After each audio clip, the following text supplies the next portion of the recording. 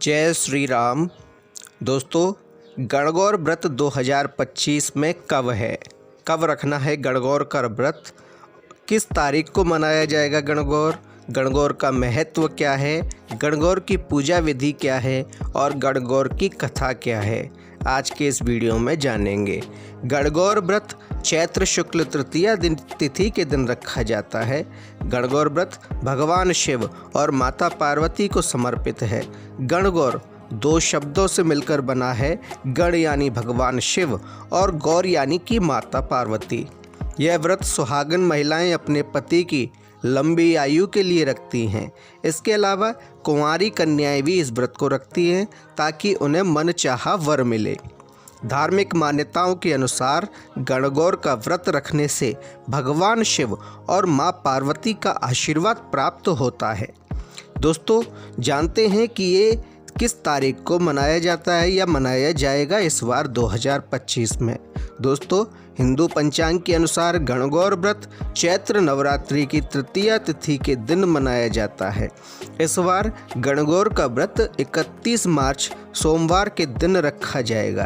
तृतीया तिथि का आरंभ 31 मार्च को सुबह 9:11 पर होगी और 1 अप्रैल को सुबह 5:42 तक रहेगी। इसे तृतीया तीज के नाम से भी जाना जाता है। दोस्तों, गणगौर व्रत सुहागिन महिलाएं और कुंवारी कन्याएं 16 दिनों तक रखती हैं। इस व्रत में सिर्फ एक समय भोजन करने का विधान है।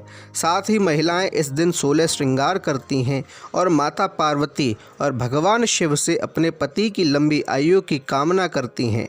गणगौर का व्रत मुख्य रूप से राजस्थान, उत्तर प्रदेश, मध्य प्रदेश और राजस्थान से सटी हुई जो सीमा के शहर हैं उनमें मनाया जाता है।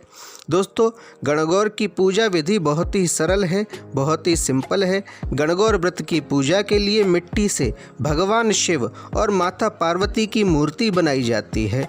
इस दिन माता पार्वती को श्रृंगार सामग्री अर्पित की जाती है। सबसे पहले माता पार्वती को रोली कुमकुम से तिलक किया जाता है और भगवान शिव को चंदन से तिलक किया जाता है। दोस्तों, इसके बाद घी का दीपक जलाकर माता के सम्मुख रखा जाता है। उन्हें फल, मिठाई, भोग लगाए जाते हैं और दूर्वा अर्पित की जाती है। इसी के साथ थाली में चांदी का सिक्का रखकर, सुपारी रखकर, पान, दूध, दही, गंगाजल, कुमकुम, हल्दी और उसमें फिर दूर्वा डालकर सुहाग जल तैयार किया जाता है। इसके बाद इस जल से दूर्वा के सहारे भगवान शिव और माँ गौरी पर जल छिड़का जाता है। इसके बाद उन्हें चूरमे का भोग लगाया जाता है। दोस्तों, भगवान शिव पर सफ़ेद आग का बोंड यानी कि फूल भी चढ़ाया जाता है। इसके बाद गणगौर व्रत की कथा का पाठ किया जाता है अथवा जो व्यक्ति पाठ नहीं कर सकता है वह कथा को सुन सकता है और अंत में भगवान शिव और माता पार्वती की आरती की जाती है। दोस्तों, ये विधि होती है गणगौर की पूजा करने की। गणगौर की कौन सी तारीख को पड़ रहा है आपने जाना। गणगौर मनाई क्यों जाती है, क्या कारण है मनाने का, क्या कथा है। तो दोस्तों, पुराणों में गणगौर की कथा दी गई है कि गणगौर को क्यों मनाया जाता है। पुराणों के अनुसार एक बार भगवान शंकर तथा पार्वती जी नारद जी के साथ भ्रमण को निकले। चलते चलते वे चैत्र शुक्ल तृतीया के दिन एक गांव में पहुंच गए। उनके आगमन का समाचार सुनकर गांव के श्रेष्ठ कुलीन स्त्रियां उनके स्वागत के लिए स्वादिष्ट भोजन बनाने लगीं। भोजन बनाते बनाते उन्हें काफ़ी विलंब हो गया, किंतु साधारण कुल की स्त्रियां श्रेष्ठ कुल की स्त्रियों से पहले ही थालियों में हल्दी तथा अक्षत लेकर पूजन हेतु पहुंच गईं। पार्वती जी ने उनके पूजा भाव को स्वीकारा।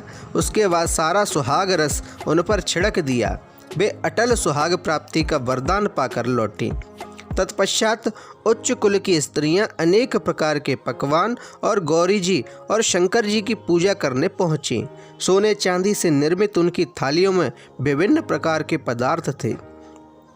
उन स्त्रियों को देखकर भगवान शंकर ने पार्वती जी से कहा, तुमने सारा सुहाग रस तो साधारण कुल की स्त्रियों को ही दे दिया, अब इन्हें क्या दोगी।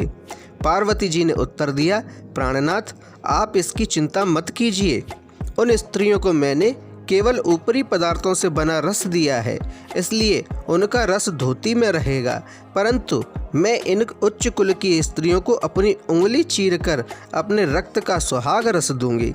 यह सुहाग रस जिसके भाग्य में पड़ेगा वह तन मन से मुझ जैसी सौभाग्यवती हो जाएगी। जब स्त्रियों ने पूजन समाप्त कर दिया तब पार्वती जी ने अपनी उंगली चीरकर उन पर छिड़क दी। जिस पर जैसा छींटा पड़ा उसने वैसा ही सुहाग पा लिया। तत्पश्चात भगवान शिव की आज्ञा से पार्वती जी ने नदी तट पर जाकर स्नान किया और बालू की शिव मूर्ति बनाकर पूजन करने लगीं। पूजन के बाद बालू के पकवान बनाकर शिवजी को भोग लगाया। प्रदक्षिणा करके नदी तट की मिट्टी से माथे पर तिलक लगाकर 2 कड़ बालू का भोग लगाया। इतना सब करते करते पार्वती जी को काफ़ी समय लग गया। काफ़ी देर बाद जब वे लौटकर आईं तो महादेव जी ने उनसे देर से आने का कारण पूछा। उत्तर में पार्वती जी ने झूठ ही कह दिया कि वहाँ मेरे भाई भावज आदि मायके वाले मिल गए थे, उन्हीं से बातें करने में देर हो गई। परंतु महादेव तो महादेव ही थे, वे कुछ और ही लीला रचना चाहते थे। अतः उन्होंने पूछा, पार्वती तुमने नदी के तट पर पूजन करके किस चीज़ का भोग लगाया था और स्वयं कौन सा प्रसाद खाया था? स्वामी, पार्वती जी ने पुनः झूठ बोल दिया। मेरी भावज ने मुझे दूध भात खिलाया, उसे खाकर मैं सीधी यहाँ चली आई हूँ। यह सुनकर शिवजी भी दूध भात खाने की लालच में नदी तट की ओर चल दिए। पार्वती जी दुविधा में पड़ गईं। तब उन्होंने मौन भाव से भगवान भोले शंकर का ही ध्यान किया और प्रार्थना की कि हे भगवान, यदि मैं आपकी अनन्य दासी हूँ तो आप इस समय मेरी लाज रख लीजिए। यह प्रार्थना करती हुई पार्वती जी भगवान शिव के पीछे पीछे चलती रहीं। उन्हें दूर नदी के तट पर माया का महल दिखाई दिया। उस महल के भीतर पहुंचकर वे देखती हैं कि वहां शिवजी के साले तथा सलहज आदि सपरिवार उपस्थित हैं। उन्होंने गौरी तथा शंकर का भावभीना स्वागत किया। वे 2 दिनों तक वहां रहे। तीसरे दिन पार्वती जी ने शिवजी से चलने के लिए कहा, पर शिवजी तैयार न हुए। वे अभी और रुकना चाहते थे। तब पार्वती जी रूठकर अकेली ही चल दीं। ऐसी हालत में भगवान शिवजी को पार्वती के साथ चलना पड़ा। नारद जी भी साथ साथ चल दिए। चलते चलते वे बहुत दूर निकल आए। उस समय भगवान सूर्य अपने धाम को पधार रहे थे। अचानक भगवान शंकर पार्वती जी से बोले, मैं तुम्हारे मायके में अपनी माला भूल आया हूँ। ठीक है, मैं ले आती हूँ। पार्वती ने कहा, जाने को तत्पर हुई। परंतु भगवान ने उन्हें जाने की आज्ञा न दी और इस कार्य के लिए ब्रह्मपुत्र नारद जी को भेज दिया। परंतु वहां पहुंचने पर नारद जी को कोई महल नजर न आया। वहां तो दूर तक जंगल ही जंगल था जिसमें हिंसक पशु विचर कर रहे थे। नारद जी वहां भटकने लगे और सोचने लगे कि कहीं वे गलत स्थान पर तो नहीं आ गए। मगर सहसा ही बिजली चमकी और नारद जी को शिवजी की माला एक पेड़ पर टंगी हुई दिखाई दी। नारद जी ने माला उतार ली और शिवजी के पास पहुंचकर वहां का हाल बताया। शिवजी ने हंसकर कहा, नारद, यह सब पार्वती की ही लीला है। इस पर पार्वती बोली, मैं किस योग्य हूँ? तब नारद जी ने सिर झुकाकर कहा कि माता, आप पतिव्रताओं में सर्वश्रेष्ठ हैं। आप सौभाग्यवती समाज में आदि शक्ति हैं। यह सब आपके पतिव्रत का ही प्रभाव है। संसार की स्त्रियां आपके नाम स्मरण मात्र से ही अटल सौभाग्य प्राप्त कर सकती हैं और समस्त सिद्धियों को बना तथा मिटा सकती हैं। तब आपके लिए यह कर्म कौन सी बड़ी बात है? महामाये, गोपनीय पूजन अधिक शक्तिशाली तथा सार्थक होता है। आपकी भावना तथा चमत्कार पूर्ण शक्ति को देखकर मुझे बहुत प्रसन्नता हुई। मैं आशीर्वाद रूप में कहता हूँ कि जो स्त्रियाँ इसी तरह गुप्त रूप से पति का पूजन करके मंगल कामना करेंगी, उन्हें महादेव जी की कृपा से दीर्घायु वाले पति का संसर्ग मिलेगा। दोस्तों, ये पुराणों में वर्णित महादेव और माता पार्वती की गणगौर की कथा है। आपको हमारी जानकारी अच्छी लगे तो हमारे वीडियो को लाइक कीजिए, शेयर कीजिए, कमेंट में जय श्री राम लिखिए और हमारे चैनल को सब्सक्राइब कीजिए। धन्यवाद।